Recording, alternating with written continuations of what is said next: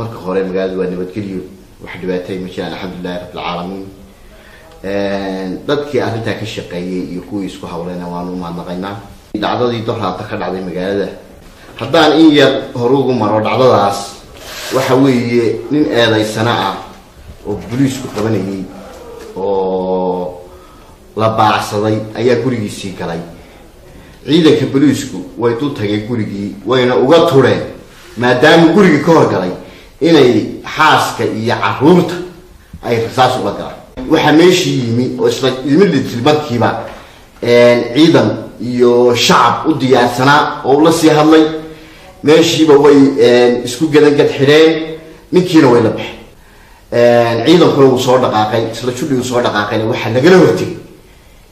rasaas baa lagu bilaabay iyo dhagax dadkana maaha in jaawareer qaadan oo u qaataan in booliisku ama ciidanka qaranku ay yacniga dad rasaas kala dhacay dadka dhaawaca yacniga dad rasaas ku dhacday ma wada qaar baa sabana ay iyagu ridayeen ay halowgeedu ma oo atifiga ka daawatay anagu sababna ma naad wax kale ma isticmaali halka waxaad ka garanaysaa inay arrin aan yasirayn ay ahayd eedaysanahaas hubka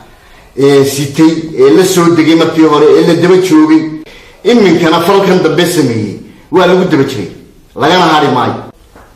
ilaa haddana xaaladda nabadgelyadu waa caadi